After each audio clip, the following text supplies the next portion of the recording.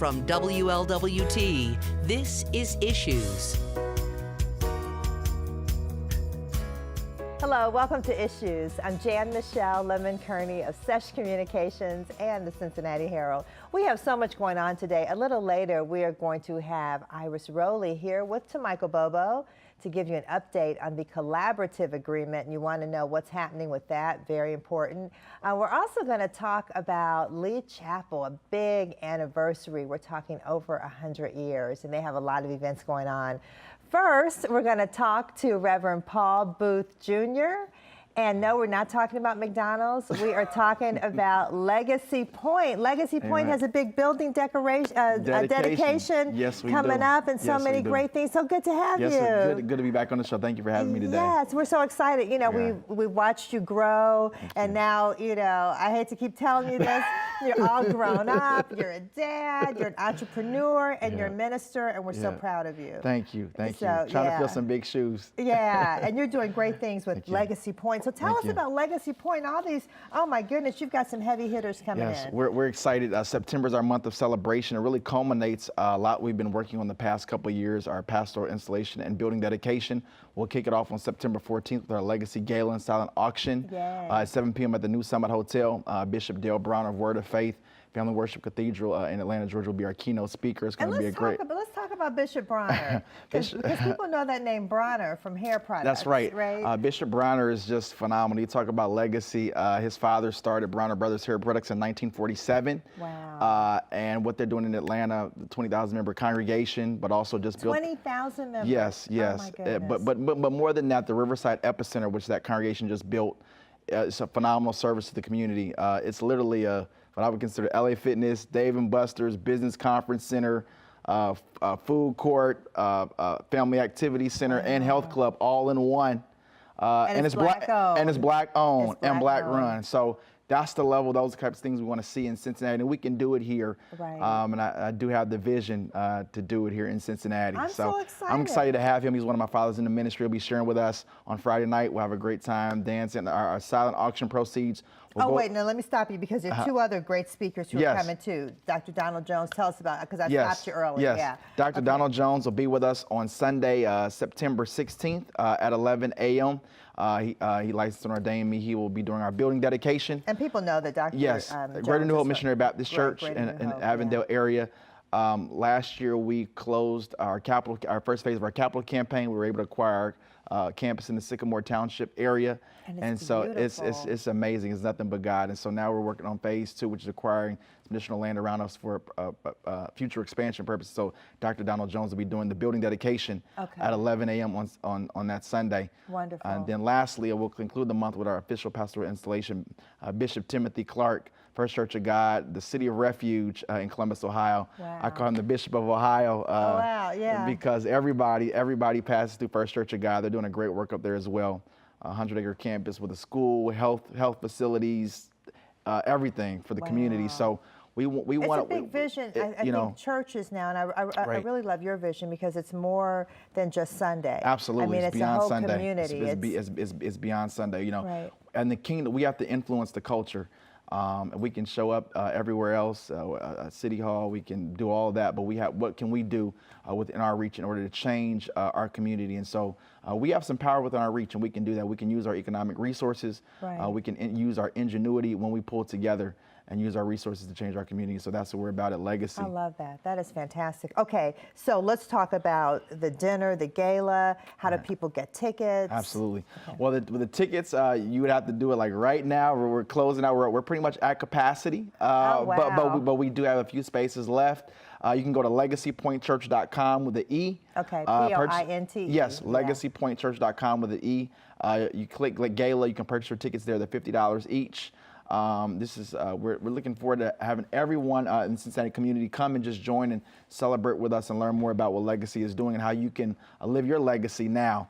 I love that. Our theme for our September celebration is living your legacy, pursuing your destiny. Oh, I love that. Our theme scripture that guides us in everything that we do is Psalm 78:4, which says, "We will not hide these truths from this generation. We will tell each generation about the glorious deeds of the Lord." So it's really about passing a mantle of faith down from generation to generation. But also, as I shared on Sunday, it's about passing a name worthy of not only of their calling, but also a name that opens doors for your children, right, even when you're long gone. And we got to teach that message in our community. I love that. And you know, whenever I read about Legacy Point or see events coming up, it's multi-generational. And you said all the way up to 82 and really 22 beyond, to 82. Right, 22 to 82 and really beyond and even younger. But I see so many activities for young people. You do scholarships as well. Yes. So our Legacy Gala and Silent Auction, which will happen on September 14th. This is the first year we actually have done our Legacy Gala and Silent Auction, but those proceeds will go towards our Youth Scholarship Fund. That's wonderful. We want to be able to help our students go to school and go to college.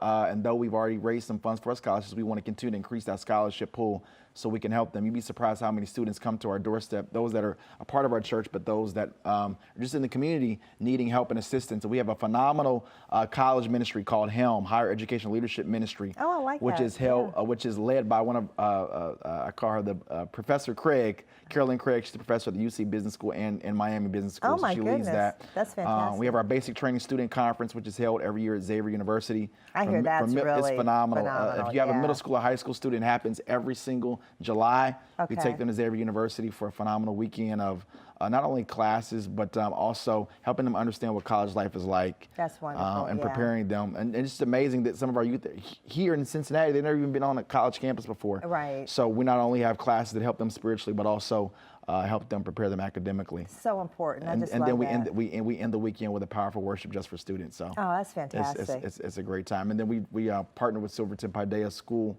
So we've tried to adopt 2 schools around us, Schroeder and Silverton Paideia. So we're very engaged in the community about raising up the next generation. So Legacy Point, so much going on. Absolutely. I do want to share real quick our Legacy Gala and Silent Auction. We will be honoring some of our community partners, and we're so happy that the Cincinnati Herald is one of the... Okay, say it fast, because Jeff is looking like we're out of time. We will be honoring our community partners at our Legacy Gala and Silent Auction. So I'm running out of time now, but you need to go to our website, legacypointchurch.com. That's right. That's right. Absolutely. Thank you, Paul. Thank you so much. Okay, stick with us. We'll be back in a moment. Michael will be here with Iris Rowley. Be right back.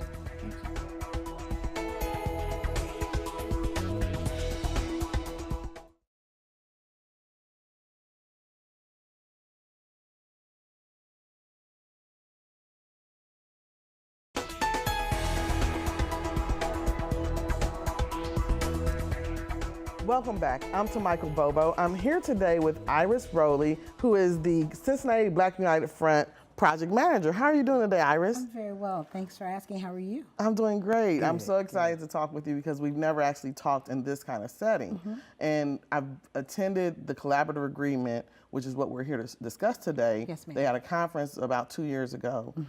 And now we're at a point where it's at the refresh. Yes, ma'am. So give us a little history about what the collaborative agreement is about and how it came about. Collaborative agreement is a result of a 2001 federal lawsuit that the Cincinnati Black United Front and the ACLU filed against the city, FOP, and its police department for police misconduct and police use of force, abuse of force. And so out of the collaborative, which is the only one like it that the Department of Justice recognizes, we have it right here. So we have 2 agreements. We have the cookie cutter standard around uses of force, but we also have the collaborative. What that gives the Black community, which is the class inside of the Black community, is a seat at the table with CPD, city officials, and the FOP to design what policing looks like in the city of Cincinnati. And we've been doing that for 17 years, Mikey, and it's been one heck of a ride. It's been ginormous work. It's been continuous work because policing is not always just about policing. Yes, and that's why we're at the point where we need to refresh it because it changes as time goes. Yes, it does. And you get new employees, you get employees that change their ways, but you also get just life in Cincinnati is different than what it was 17 years ago. Absolutely, and not only do you get new employees, but you get new mayors, you get new police chiefs, and people go in and out. The fluidity of keeping police in office 20, 25 years, 30 years in that particular role. It also has given us the ability to help communities understand their rights, roles, and responsibilities, and what public safety looks like. It's not just up to police, it's up to us to do it. So where we are, you talked about the conference, that was the Cincinnati Black United Front that did that. It was a community and Policing Conference. So community, because that's the critical C, community. We pay for this service. And so what we wanted in 2001 is equity in that service, access in that service, fairness in that service, transparency in that service. And the last one is accountability in that service. So now what we're looking at, the city has agreed to look at things that are not working so well and things that are working very well. And how do we exacerbate those things? And how does the community take those very well working parts of policing and make sure that it is district-wide? It's not just in one district, but it's district-wide. How do we make sure that we're hiring the appropriate people to be our peace officers? How do we know who our chief is? What does middle management look like? What does the matrices look like for discipline, HR? You know, those things that taxpayers have to pay for if policing goes wrong, as we're seeing in the last couple of weeks. And then talk about what we've seen in the last couple of weeks. Last couple of weeks, we've seen the tasing of an 11-year-old who was accused of stealing something out of a Kroger by Officer Kevin Brown. Yesterday, the report came out, of which we knew because we helped set taser policy. And we've been revising policies because things do change.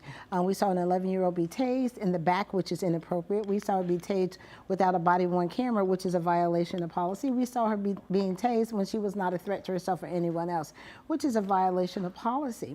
And then we also had the murder of a young man in the area of Walnut Hills who had severe mental health issues. How can we ensure that death is the last option on the stick?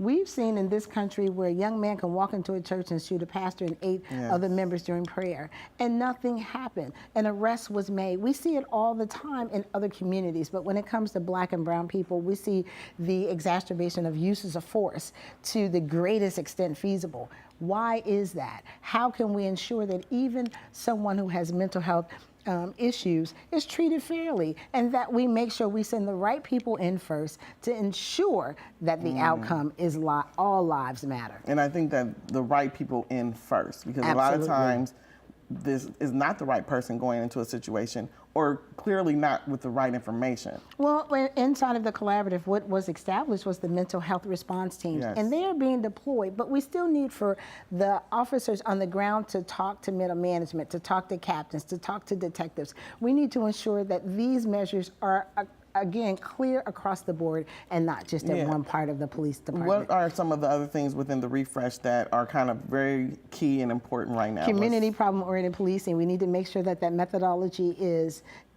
deep down and ingrained inside of policing, no matter who the chief is, no matter who the mayor is, no matter who vice mayor, law and public safety, no matter who's on council. We also have the Citizens Complaint Authority, the only one like it in the country. We need to make sure that it gets its authority back, because recently we've had the FOP and the prosecutor's office secure a permanent injunction in stopping the interviewers from conducting interviews when there are use of force claims. Now, let's make sure we give the phone number for how people get more information, because we don't want to miss that, because there's too much to talk about in this one setting. And I appreciate this time. 513-800-6925 to get a hold of us. We will answer any questions. We will also encourage you to come and help us out. Read the number one more time, because we're on the radio too. So let's go ahead and give them the number one more time. 513-800-6925, or you can go to CincinnatiCollaborativeAgreement.org and sign up there. And we also will give a link to that on the WLWT.com website. Yes, ma'am. We got about 30 seconds. What's your one point you want people to go home with today? That it's up to you to change what you believe is wrong. You cannot deem that someone else is going to do it for you. It is your right, role, and responsibility as a taxpayer to get up off your couch and make your voice heard and give us some action. Whether it's in policing, education, and healthcare, be a part of the change that you believe you want to see. And that's very key. Thank you so much for being with us today, Iris. Thank you. We appreciate it. We'll be right back with Jan-Michele Lemon Kearney.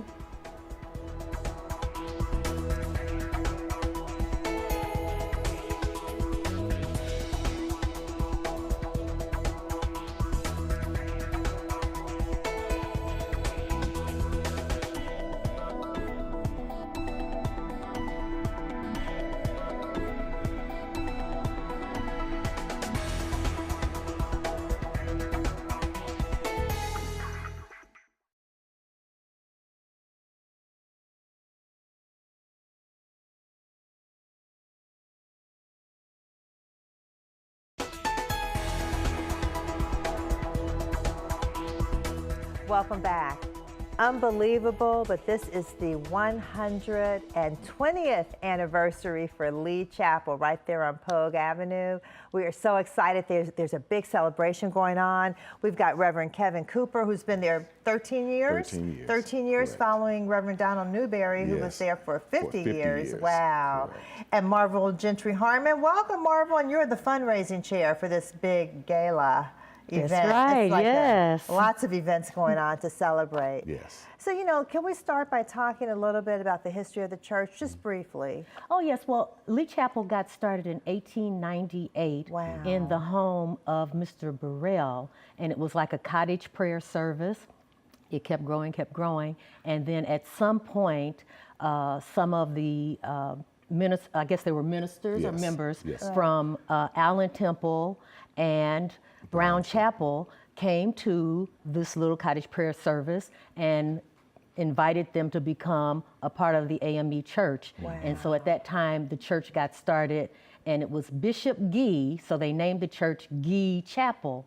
And then a little bit later on, in the early 1900s, they changed the name to Lee Chapel. Lee Chapel. And I understand that it was around in 1960 when the current edifice was built. Correct. And we've been there ever since. But the thing that's so exciting about our 120th anniversary is that we've been right there in that same community, Right. serving O'Brienville, Evanston, and Walnut Hills Right. for all of this 120 years. Oh my goodness, that is so fantastic. I can't believe 1898. I just, can't even imagine. Right. That is so exciting. And you have a lot going on with this 120th anniversary. We've been celebrating all year. Right, you already had the golf classic, right? Yes, we had the golf outing, we had the fashion show extravaganza, Right. we had the Dance Theater of Harlem outing. Oh, and Jeff has some pictures up here. Yeah, tell that us, was tell us our what we're first seeing. annual golf outing at Avon Fields. It was really a great experience. We had 18 golfers for our first time, but the thing that was really exciting is that 11 of those golfers had never been on a golf course before. Really? Wow. And what's come out of it, and this is the thing that I think is so exciting when we do new things, about 9 people have now started playing golf together every Really? week. We got our own little Oh. Lee Chapel Golf League going That's on. fantastic. That is great. But coming up, we have a softball game coming up September Yes. 15th, right? Yes. Tell us about that. That sounds really interesting. The Lee Chapel All-Star Softball Game. We're going to actually have a team that's comprised of boys and girls, men and women, from the community, from our membership. We've been practicing on Saturdays over at Owl's Nest. And then on Saturday, September 15th, we will be at the Roselawn Sports Complex at the Reds Urban Academy at 3 o'clock for the softball game against the Cincinnati Sentinel Police Association. Wonderful.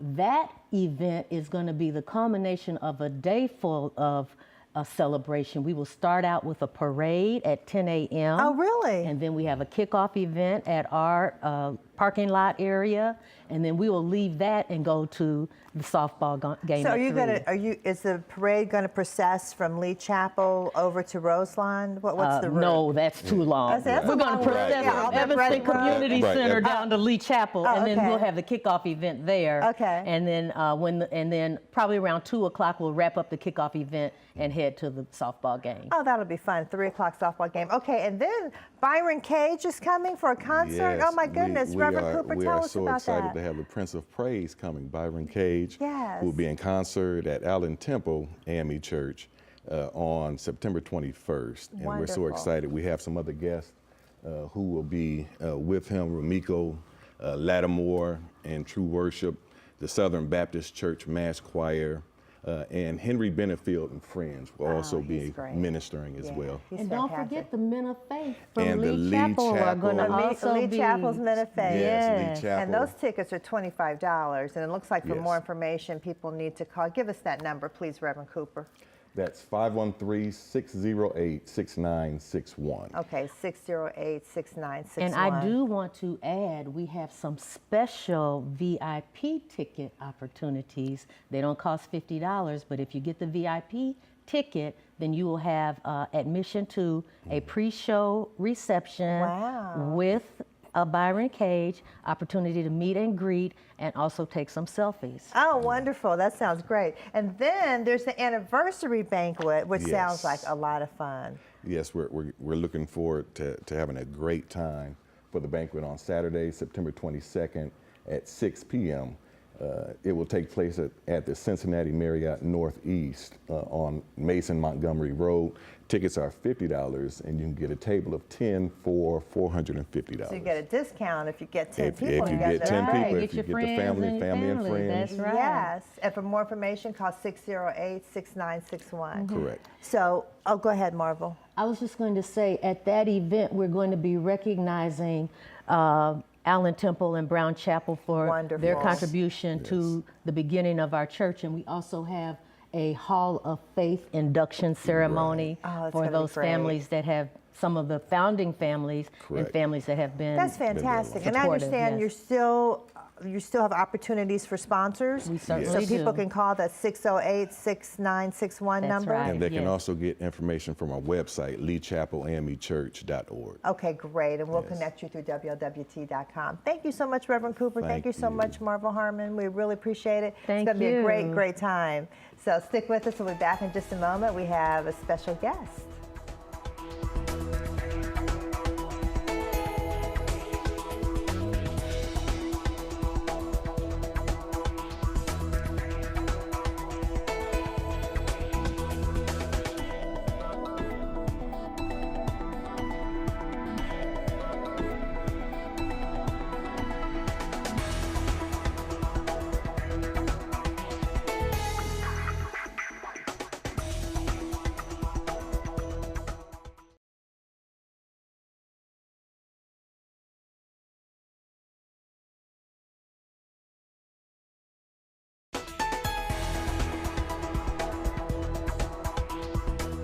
Well, Michael and I wanted you to meet Camille Williams. She is headed for college to major in journalism. She's been interning with us this summer. She's going to do the events. Camille, go ahead. All right, well, first up, we have the 7th annual Dance with My Daddy. It's Friday, September 21st from 7 to 10 p.m.